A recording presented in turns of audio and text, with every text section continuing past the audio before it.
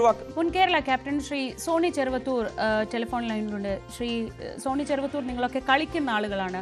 കളിക്കപ്പുറത്തുള്ള രാഷ്ട്രീയം പറയുന്നതിനേക്കാൾ കൂടുതൽ നിങ്ങൾ കംഫർട്ടബിൾ കളിക്കളത്തിൽ ഇറങ്ങുമ്പോഴും കളിയെക്കുറിച്ച് പറയുമ്പോഴുമാണ്. പക്ഷേ ക്രിക്കറ്റിന് എപ്പോഴും ഒരു രാഷ്ട്രീയമുണ്ട്.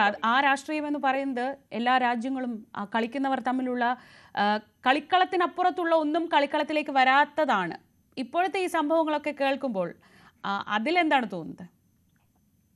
സത്യത്തിൽ വലിയ ബുദ്ധിമുട്ടുണ്ട് ഇത്തരത്തിലുള്ള സാഹചര്യത്തിൽ നമുക്ക് ഇങ്ങനെ ഒരു മത്സരം കളിക്കേണ്ടി വരിക എന്നുള്ളത് തന്നെ വലിയ പ്ലേയേഴ്സിനെ സംബന്ധിച്ചിടത്തോളം ഒരുപാട് ബുദ്ധിമുട്ടുള്ള കാര്യമായിരുന്നു. പക്ഷേ സൂര്യകുമാർ യാദവ് അദ്ദേഹത്തിന്റെ പ്രസ് കോൺഫറൻസിൽ അദ്ദേഹം തന്റെ കൃത്യമായ നിരീക്ഷണങ്ങൾ തുറന്നു പറഞ്ഞിരുന്നു. അദ്ദേഹം തന്റെ ടീം എന്താണ് ഫീൽ ചെയ്യുന്നത്, തനിക്ക് എന്താണ് ഫീൽ ചെയ്യുന്നത് എന്നുള്ള കൃത്യമായ കാര്യങ്ങൾ വിശദീകരിക്കുകയും ചെയ്തിരുന്നു. അപ്പൊ തീർച്ചയായിട്ടും കളിയിൽ രാഷ്ട്രീയം അല്ലെങ്കിൽ രാജ്യങ്ങൾ തമ്മിലുള്ള കാര്യം വരാതിരിക്കുന്നതാണ് നല്ലത്. പക്ഷെ ഈ ഒരു സാഹചര്യത്തിൽ പ്ലേയേഴ്സ് തങ്ങളുടെ സ്റ്റാൻഡ് വളരെ കൃത്യമായി എടുത്തിട്ടുണ്ടെന്നാണ് എനിക്ക് തോന്നുന്നത്. അത് ഒരു പക്ഷേ ഒരു രാജ്യം ഏറ്റവും ഹേർട്ട് ആയിരിക്കുന്ന ഒരു സമയത്ത് സ്വാഭാവികമായ പ്രതികരണങ്ങൾ മാത്രം അല്ലേ, അതിനപ്പുറത്തേക്ക് നമുക്കതിനെ കാണാൻ കഴിയില്ല. പക്ഷേ ഇപ്പോൾ ഈ പൈക്രോഫിനെതിരെ ഇങ്ങനെ ഒരു പരാതി വരുന്നു, അടുത്ത മാച്ച് അദ്ദേഹം തന്നെയാണ് റെഫറിയായി ഇറങ്ങുന്നത്. ആ സാഹചര്യമൊക്കെ ആ കളിയും കഴിഞ്ഞ് ഇത് മുന്നോട്ട് പോകുമ്പോൾ അത് കുറച്ച് പ്രശ്നമല്ലേ?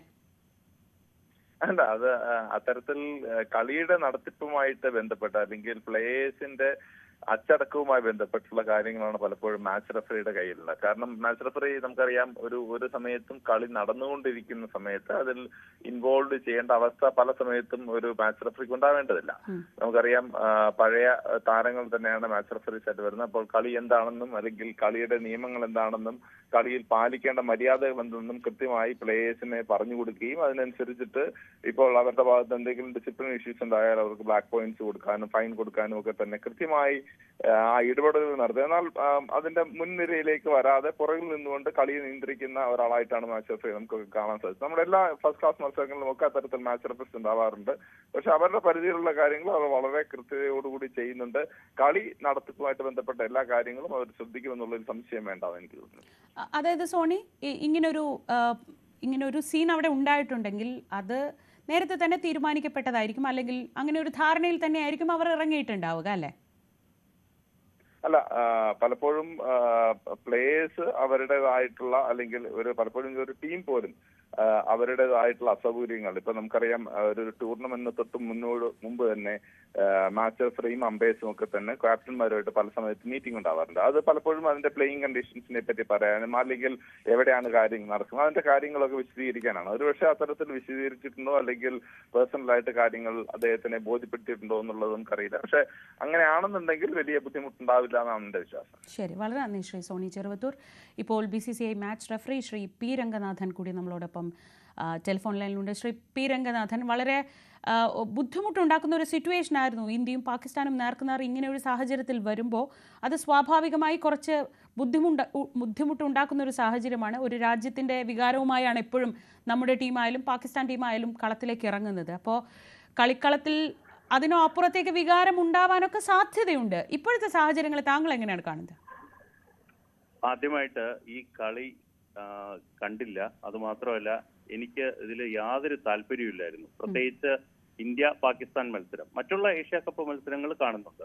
പാകിസ്ഥാന്റെ ഒരു മത്സരവും ഞാൻ വ്യക്തിപരമായിട്ടുള്ള അഭിപ്രായമാണ്, ഞാൻ കണ്ടിട്ടില്ല, കാണാനും ഉദ്ദേശിച്ചിട്ടില്ല. ഇന്ത്യ കളിക്കുന്നത് തന്നെ എനിക്ക് പറയുകയാണെങ്കിൽ ഒരു വിഷമമായിട്ട് തോന്നി. കാരണം ഇത്രയൊരു ബുദ്ധിമുട്ടുണ്ടാകുന്ന സാഹചര്യത്തിൽ ഇന്ത്യ പാകിസ്ഥാനെതിരെ കളിച്ചു എന്നുള്ളത് ശരിക്കും ശരിയായിട്ടൊരു പ്രവണതയായിട്ട് തോന്നിയില്ല. പിന്നെ അത് BCCIയുടെയും ICCയുടെയും ഒരു ടൂർണമെന്റ് ആണ്, അത് അവര് കളിച്ചു.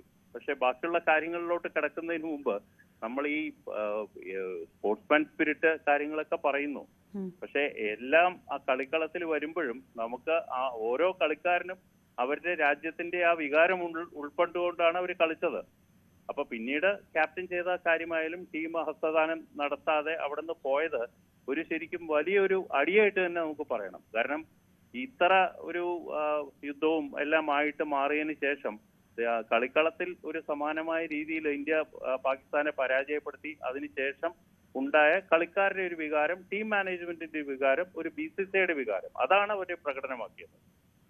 ഇതിപ്പോൾ തുടക്കത്തിൽ തന്നെ ഇപ്പോൾ ഈ പൈക്രോഫ്റ്റ് ടോസ് ചെയ്യുന്ന സമയത്ത് തന്നെ ഇവർ മുഖത്തോട് മുഖം നോക്കാതെ തിരിഞ്ഞു പോകുന്നു. അപ്പോൾ സ്വാഭാവികമായും വരാൻ പോകുന്ന എന്താണെന്നൊരു സൂചനയൊക്കെ ഉണ്ടായിരുന്നു. ഇപ്പോൾ ഇവർ മാച്ച് റഫറിക്കെതിരെ ഇങ്ങനെ ICCക്ക് പരാതി നൽകുന്നു, നടപടി എടുക്കേണ്ട സമയത്ത് എടുത്തില്ല എന്ന് പറയുന്നു. ഇതൊക്കെ ഒരു സ്വാഭാവികമായി ഇപ്പോൾ ഉണ്ടായ ഈ ഒരു മോശം നാണക്കേട് മാറ്റാൻ വേണ്ടിയുള്ളൊരു ആരോപണങ്ങൾക്ക് അപ്പുറത്തേക്ക് താങ്കൾക്ക് അതിനെ കാണാൻ കഴിയുന്നുണ്ടോ? ഇത് നമ്മൾ ട്രോഫി അൺവീലിംഗ്, അതായത് ഏഷ്യ കപ്പിന് മുമ്പ് എല്ലാ ക്യാപ്റ്റൻസിനെയും മാധ്യമങ്ങളുടെ മുമ്പിൽ ഇൻട്രൊഡ്യൂസ് ചെയ്തിരുന്നു. ഏഷ്യ കപ്പിന്റെ ആ ഒരു ചെയർമാൻ സ്ഥാനം അവർ വന്നിരുന്നു. അവിടെ എല്ലാ ക്യാപ്റ്റന്മാരും അങ്ങോട്ടും ഇങ്ങോട്ടും ഹസ്തദാനം നടത്തിയത് നമ്മൾ ഈ ഏഷ്യ കപ്പ് തുടങ്ങുന്നതിന് മുമ്പ് കണ്ടതാണ്.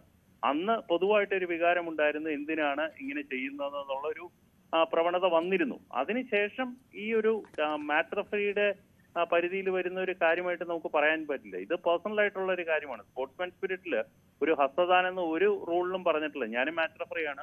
എവിടെയും കളിക്കാര് കളി കഴിഞ്ഞു കഴിഞ്ഞാൽ ഷെയ്ക്ക് ഹാൻഡ് ചെയ്യണമെന്ന് ഒരു നിയമത്തിലും പറഞ്ഞിട്ടില്ല. അത് അവരവരുടെ ഇഷ്ടമാണ്, കളിക്കാര് അങ്ങോട്ടും ഇങ്ങോട്ടും ഹസ്തദാനം ചെയ്യാന്നുള്ളത്. പിന്നെ ഇതൊരു മാന്യന്മാരുടെ ഗെയിമാണ്.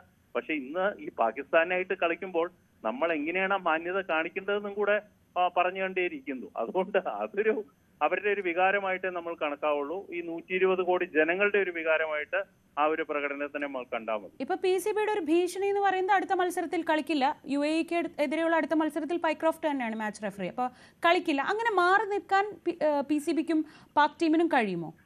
അത് ICC തീർച്ചയായിട്ടും ആ നടപടിക്രമങ്ങളിലോട്ട് പോകണം. കാരണം ഇത്രയൊക്കെ പ്രശ്നങ്ങൾ ഉണ്ടായിട്ടും ഇന്ത്യ ആ ടൂർണമെന്റിൽ പാർട്ടിസിപ്പേറ്റ് ചെയ്തു. ഇന്ത്യ പാകിസ്ഥാനെതിരെ കളിക്കാനായിട്ട് സന്നദ്ധ പ്രകടിപ്പിച്ചു. ആ ഒരു സന്നദ്ധ പ്രകടിപ്പിച്ചു. പിന്നെ ഈ ഒരു കാര്യത്തിന് വേണ്ടി അവരൊരു മുടന്തൻ ന്യായങ്ങൾ പറഞ്ഞ് എങ്ങനെയെങ്കിലും ഈ ടൂർണമെന്റിൽ നിന്ന് ഒഴിവാകണം എന്നുള്ളൊരു രീതിയിലോട്ട് വന്നിരിക്കുന്നു. കാരണം ഒരു താരത്തിനും ഇപ്പൊ പുറത്തിറങ്ങി നടക്കാൻ പറ്റാത്ത അവസ്ഥയാണ്. പാകിസ്ഥാന്റെ എല്ലാ രീതിയിലും പാകിസ്ഥാനിൽ ഇപ്പൊ ട്രോളിംഗ് തന്നെ വരുന്നുണ്ട്. കാരണം നമ്മളെല്ലാം കാണുന്നതാണ്. കാരണം ആ രീതിയിൽ നോക്കുമ്പോൾ പാകിസ്ഥാൻ എങ്ങനെയെങ്കിലും ഇതിൽ നിന്ന് ഊരി വന്നാൽ മതി എന്നുള്ളൊരു നിലവാരത്തിലോട്ട് പോയിരിക്കുന്നു. അതുകൊണ്ടൊക്കെ കൂടിയാണോ ഈ വിവാദങ്ങൾ ഇത്രയും ഇങ്ങനെ ഈ പറഞ്ഞതുപോലെ? പ്രത്യേകിച്ച് ലിഖിതമായ ഒരു നിയമങ്ങളുമില്ല ഹസ്തദാനത്തെ കുറിച്ചോ അല്ലെങ്കിൽ പോയി ഹഗ് ചെയ്യണതിനെ പറ്റിയോ ഒന്നും നിയമങ്ങളൊന്നുമില്ല. അതൊക്കെ നമ്മൾ സ്വാഭാവികമായും കളിക്കാർക്കിടയിലുള്ള ഒരു സുജന മര്യാദ എന്ന രീതിയിൽ നടക്കുന്ന കാര്യങ്ങളൊക്കെയാണ്. അപ്പോൾ ഇതിങ്ങനെ വലിയ വിവാദമായി ഇങ്ങനെ ഒരു ശ്രദ്ധ കൊണ്ടുവന്ന് ഇങ്ങനെ പരാതി ഉന്നയിച്ച് മൊത്തത്തിലുള്ള ഒരു നാണക്കേട് മാറ്റാനുള്ള ശ്രമങ്ങൾ അങ്ങനെ കണ്ടാൽ പോരെ അതിനെ? ഇന്ത്യ പാകിസ്ഥാനെതിരെ യുദ്ധം ചെയ്തപ്പോൾ സായുധ പ്രീതി നടത്തിയ കാര്യങ്ങളൊക്കെ നമുക്ക് അറിയാം. അപ്പൊ അതിന്റെ ഒരു രീതിയിൽ കണക്കാക്കിയാൽ മതി ഈ കാര്യങ്ങളൊക്കെ. അദ്ദേഹം വിജയാഘോഷങ്ങൾ നടത്തി അവിടെ റാലി നടത്തിയ ആളാണ്, മുൻ പാകിസ്ഥാൻ താരവും ക്യാപ്റ്റനും. അപ്പൊ അതുപോലെയുള്ള പല വിവാദങ്ങൾക്കും പേരുകെട്ട ഒരു രാജ്യമാണ് പാകിസ്ഥാൻ. അതുകൊണ്ട് ഇങ്ങനെയുള്ള കാര്യങ്ങളൊന്നും എനിക്ക് ഒരു മുഖവിലയ്ക്ക് എടുക്കാൻ സാധിക്കില്ല. പിന്നെ കളിച്ചത് തന്നെ ഇന്ത്യയുടെ ഒരു മാന്യതയുടെ പുറത്താണ് ഇന്ത്യ പാകിസ്ഥാനായിട്ട് കളിച്ചത്. പാകിസ്ഥാനെ പരാജയപ്പെടുത്തി. പിന്നെ ഹസ്തദാനം നടത്തുമ്പോൾ അങ്ങോട്ടും ഇങ്ങോട്ടും പ്ലേയേഴ്സ് തമ്മിലൊരു രീതിയിലൊരു സംഘർഷത്തിലോട്ട് പോകാനുള്ള ഒരു സ്ഥിതിവിശേഷത്തിലോട്ട് പോയില്ല. അതും വേണമെങ്കിൽ മാച്ച് റഫറിക്ക് ഇടപെടേണ്ടിയിരുന്ന അപ്പോഴാണ്. പക്ഷെ ഇതൊന്നും ഒരു നിയമത്തിലും പറയാത്തൊരു കാര്യമാണ്. അത് മാത്രമല്ല ശ്രീ രംഗനാഥൻ, ഇപ്പോൾ ക്യാപ്റ്റന്മാർ ഷെയ്ക്ക് ഹാൻഡ് ചെയ്തില്ല എന്ന് പറഞ്ഞ് മാച്ച് റഫറിയെ മാറ്റുക എന്നൊക്കെ പറയുന്നത് അതൊരു ഉണ്ടാക്കുന്ന ഒരു മോശം കീഴ്വഴക്കം കൂടിയാവില്ലേ?